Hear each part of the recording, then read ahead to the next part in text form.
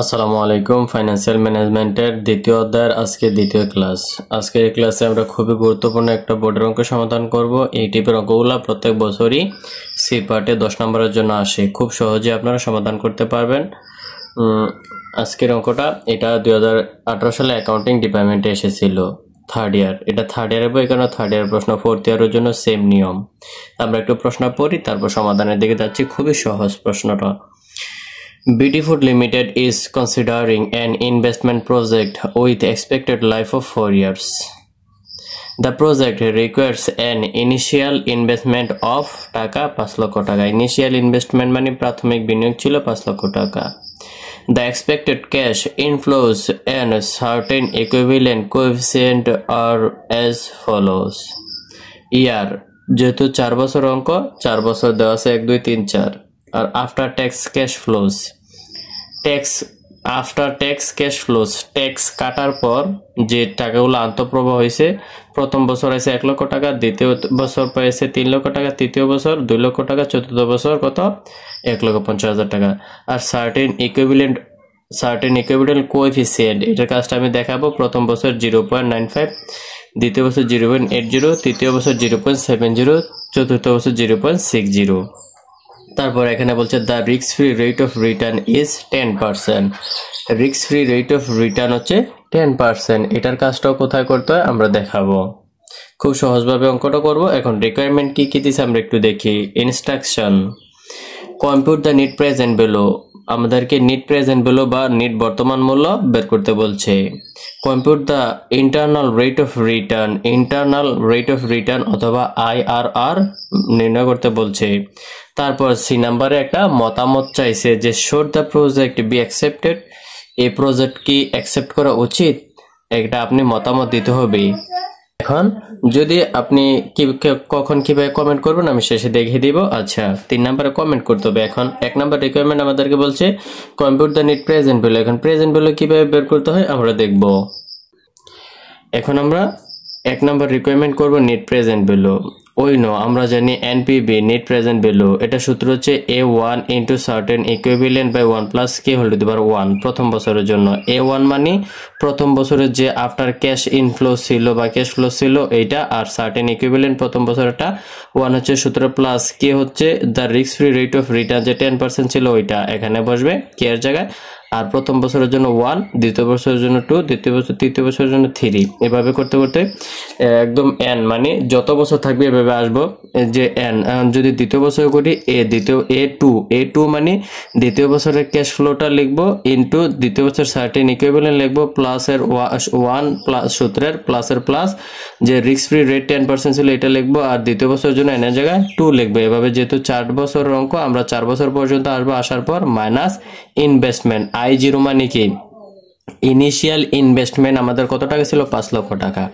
আচ্ছা, আমরা একটু নিচের লাইনে দেখি। দেখেন প্রথম বছরে তারা একটু এদিক সেদিক করে বসাইছে ফিগারগুলো, কোনো সমস্যা নেই। দেখেন প্রথম বছরে A1 মানে প্রথম বছরে আমার আন্তঃপ্রবাহ ছিল বা ক্যাশ ফ্লো ছিল 1 লক্ষ টাকা, ইনটু এই যে সার্টেন ইকুইভ্যালেন্ট প্রথম বছরে ছিল 0.95। ঠিক আছে, তারা একটু ভ্যালুগুলো চেঞ্জ করে বসাইছে, মানে এটা বসতো এই পাশে, এটা বসতো এই পাশে, মানে একটু সাইড চেঞ্জ করে বসাইছে, কোনো সমস্যা নেই, গুণই আছে। তো আমরা এখানে লিখলাম, লেখার পর নিচে 1 প্লাস সূত্রের, আর তারপর হচ্ছে 10% রিস্ক ফ্রি রেট রিটার্ন 10% ছিল, 10% কে পার্সেন্টেজের জন্য 100 দ্বারা ভাগ করলে হয়ে যাবে 0.10 প্রথম বছরের জন্য whole to the power 1, plus দ্বিতীয় বছরের জন্য A2 দ্বিতীয় বছরের আন্তঃপ্রবাহ ছিল বা ক্যাশ ফ্লো ছিল 3 লক্ষ টাকা, ইনটু আর দ্বিতীয় বছরের সার্টেন ইকুইভ্যালেন্ট ছিল 0.80। ঠিক আছে, আর নিচে 1 প্লাস আর হচ্ছে 10% এর জন্য 0.10 হোল টু দি পাওয়ার 2। এভাবে তৃতীয় বছরে আমার ক্যাশ ফ্লো ছিল 2 লক্ষ টাকা, ইনটু তৃতীয় বছরে সার্টেন ইকুইভ্যালেন্ট ছিল 0.70, আর নিচে যা আছে সব ঠিক থাকবে, আর শুধু n এর মানটা n3 হবে, প্লাস চতুর্থ বছরের জন্য চতুর্থ বছরে আমার আন্তঃপ্রবাহ বা ক্যাশ ফ্লো ছিল 1,50,000 টাকা, আর সার্টেন ইকুইভ্যালেন্ট ছিল 0.60। উপরে লিখে দিলাম, নিচে 1 প্লাস আর 10% ছিল 0.10 whole to the power n এর জায়গা হবে 4, কারণ চতুর্থ বছর এটা। তারপর ব্র্যাকেট দিয়ে আমরা মাইনাস দেব, মাইনাস কত টাকা 5 লক্ষ টাকা ইনিশিয়াল ইনভেস্টমেন্ট, আপনি প্রতিষ্ঠানে ব্যয় করছিলেন, প্রাথমিক বিনিয়োগ করছিলেন কত 5 লক্ষ টাকা, এটা এখান থেকে মাইনাস করতে হবে। তো এখন এগুলা ক্যালকুলেশন করবেন। দেখেন এই যে 0.95 দ্বারা যদি 1 লক্ষ টাকাকে গুণ করে আসবে 95,000 টাকা, আর নিচে 1 প্লাস 0.10 যোগ করলে আসবে কত 1.10 হোল টু দি পাওয়ার 1 এর 1। এভাবে ক্যালকুলেশন করলে এগুলো আসবে, আসার পর মাইনাসের 5 লক্ষ টাকা থাকবে। এগুলা দেখেন ক্যালকুলেশন করবেন। তারপর 95 এই যে আরেকটা লাইন আপনারা বাড়াবেন, এই 95,000 টাকা ঠিক থাকবে। এই যে 1 plus 1.10 whole to the power 1, এটা পাওয়ার দেওয়ার পর যা থাকবে ওই ভ্যালু দ্বারা 95,000 টাকা ভাগ দিলে একটা ফিগার পাবেন। ফিগারটা লিখবেন, লেখার পর প্লাস করে দিবেন। আবার কি করবেন, এই 2,40,000 টাকাকে কত দ্বারা ভাগ করবেন, 1.10 হোল টু দি পাওয়ার 2 চাপলে একটা ভ্যালু আসবে। ওই ভ্যালু দ্বারা যখন 2,40,000 টাকায় ভাগ করবেন একটা ভ্যালু আসবে, ভ্যালুটা বসাবেন। এভাবে চারটা এই যেভাবে চারোটা বের করে যোগ করলে আসবে কত, 4,51,366 টাকা। আর এখানে আমার ইনিশিয়াল ইনভেস্টমেন্ট ছিল 5 লক্ষ টাকা, মাইনাসের এই যে মাইনাস 5 লক্ষ টাকা বসাই দিলাম, মানে এটা থেকে বিয়োগ করবো আর কি। তো মাইনাস 5 লক্ষ টাকা। তো আমি দেখেন আমার এই প্রতিষ্ঠানের নেট প্রেজেন্ট ভ্যালু আসছে কত, 4,51,366 টাকা, কিন্তু আমি বিনিয়োগ করছি 5 লক্ষ টাকা, তাইলে আমার নেগেটিভ ফিগার আসতেছে কত, 48,634 টাকা। তার মানে আমার প্রতিষ্ঠানের অবস্থা ভালো না। বর্তমানে প্রতিষ্ঠানের মূল্য আছে কত, 4,51,366 টাকা, আমি বিনিয়োগ করছিলাম 5 লক্ষ টাকা, তাইলে 48,634 টাকা আমার লসের পাল্লায় আছে বা নেগেটিভ ফিগার। যদি নেগেটিভ ফিগার আসে তাহলে এটা কি ভালো না, যদি পজিটিভ ফিগার আসে তাহলে ভালো, ঠিক আছে, লাভবান। আচ্ছা দেখেন 2 নম্বরে কি বলছে, 1 নম্বর রিকোয়ারমেন্ট তো আমরা কি প্রেজেন্ট ভ্যালু বের করলাম, তাই তো, এটা তো অবশ্যই বুঝতে পারছেন। এখন 2 নম্বর রিকোয়ারমেন্ট কি বলছে দেখেন, compute the internal rate of return. Compute the internal rate of return, এটা সূত্রটা একটু দেখি তারপর আমি বুঝিয়ে দিচ্ছি। এই যে দেখেন requirement V, let discount rate k is equal to 5%। এটা কেন 5% আসছে এটা আমি পরে বোঝাচ্ছি, আগে সূত্রটা দেখি। ওই no internal rate of return আমাদের কিন্তু এটা চাইছে IRR, এটা সূত্র হচ্ছে A plus C by C minus D into B minus A. এখন এ হচ্ছে কি লোয়ার ডিসকাউন্ট রেট, সি হচ্ছে পজিটিভ ভ্যালু, ওই যে নেট প্রেজেন্ট ভ্যালুর মধ্যে পজিটিভ ভ্যালু, তো আর ডি হচ্ছে নেগেটিভ ভ্যালু, বি হচ্ছে হায়ার ডিসকাউন্ট রেট, আর এ হচ্ছে লোয়ার ডিসকাউন্ট রেট। তাহলে এই যে আমরা কি পাইছি, একটা নেগেটিভ ভ্যালু পাইছি, নেট প্রেজেন্ট ভ্যালুর একটা নেগেটিভ পাইছি, একটা নেগেটিভ ভ্যালু পাইছি। আর প্রশ্নে আমাদের ডিসকাউন্ট রেট 10% দেওয়া আছে, কিন্তু এটাকে হায়ার ডিসকাউন্ট রেট না লোয়ার ডিসকাউন্ট রেট ওইটা আমরা পরে বের করব। কিন্তু যেহেতু আমাদেরকে একটা নেগেটিভ ফিগার আসছে, আমাদেরকে একটা নেগেটিভ ফিগার, একটা নেগেটিভ নেট প্রেজেন্ট ভ্যালু আছে, আর একটা কি আছে ডিসকাউন্ট রেট আছে। এখন আমাদের আরেকটা পজিটিভ প্রেজেন্ট ভ্যালু লাগবে, নেট প্রেজেন্ট ভ্যালু লাগবে, এবং কি আরেকটা ডিসকাউন্ট রেট লাগবে। এখন ওইটার জন্য আমরা কি করব, এই যে এই কাজটা করতে হবে আমাদের নিজে থেকে ধরে। দেখেন প্রশ্নে কিন্তু দেওয়া ছিল 10%, এই যে প্রশ্নে আমি আবারও দেখাচ্ছি, এই যে প্রশ্নে the risk free rate of return 10% অথবা ডিসকাউন্ট রেটও বলে অনেকে, তো 10% একটা পার্সেন্টেজ দেওয়া আছে, ঠিক আছে। এই 10% দিয়ে যখন আমরা কি করছি প্রেজেন্ট ভ্যালু বের করছি, তখন আমাদেরকে নেগেটিভ ফিগার আসছে, নেগেটিভ ফিগার আসছে, তাইলে আমাদের আরেকটা পজিটিভ ফিগার লাগবে। তো পজিটিভ ফিগারের জন্য পার্সেন্টেজ কমানো হয়, এটা আপনার নিজে থেকে ধরতে হবে, মিনিমাম 5% ডিফারেন্স রাখবেন, ঠিক আছে। প্রশ্নে যেহেতু 10% দেওয়া আছে, ওই 10% দিয়ে আমরা নেট প্রেজেন্ট ভ্যালু বের করছিলাম, আমাদের নেট প্রেজেন্ট ভ্যালু কি নেগেটিভ ফিগার আসছে।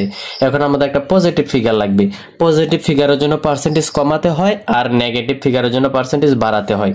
সাপোজ প্রশ্নে 10% ডিসকাউন্ট রেট বা রিস্ক ফ্রি রেট রিটার্ন দেওয়া আছে, ওইটা দিয়ে যদি পজিটিভ নেট প্রেজেন্ট ভ্যালু আসতো, তাহলে নেগেটিভ ফিগারের জন্য আমরা কি 10% থেকে 15% যাইতাম, 20% যাইতাম, 18% যাইতাম। পার্সেন্টেজ বাড়াইলে নেগেটিভ ফিগার আসে, নেগেটিভ প্রেজেন্ট ভ্যালু আসে, আর পার্সেন্টেজ কমাইলে কি পজিটিভ নেট প্রেজেন্ট ভ্যালু আসে। তো যেহেতু প্রশ্নে 10% দেওয়া ছিল, 10% দিয়ে আমরা নেট প্রেজেন্ট ভ্যালু বের করার ফলে আমাদের নেগেটিভ নেট প্রেজেন্ট ভ্যালু আসছে, তাইলে পজিটিভ নেট প্রেজেন্ট ভ্যালুর জন্য আমরা পার্সেন্টেজ কমাবো, এটা নিজে থেকে কমাইতে হয়। Let discount rate k is equal to 5%, তাহলে প্রশ্নে দেওয়া ছিল 10%, এখন আমরা 5% ডিফারেন্স করে 5% নিয়ে আসলাম, তাইলে পার্সেন্টেজ কমালে পজিটিভ ভ্যালু পাওয়া যায়। তাইলে এখন আমরা ডিসকাউন্ট রেটের জায়গায় 10% যত জায়গায় লিখছিলাম ওই সব জায়গায় 5% লিখে দিলে আমরা পেয়ে যাব। আচ্ছা আবার অঙ্ক সূত্রটা দেখি, নেট প্রেজেন্ট ভ্যালু সূত্র হচ্ছে A1, মানে আমার প্রতি বছরের আন্তঃপ্রবাহ বা cash flow into certain equivalent, এগুলো ঠিক থাকবে 1 প্লাস কে, কে মানে যে ডিসকাউন্ট রেট অথবা এই যে পার্সেন্টেজটা, শুধু যত জায়গায় 10% দিছিলাম বা 0.10 দিছিলাম, এখন প্রত্যেকটা জায়গায় 0.05 দিব, তাইলে হয়ে যাবে।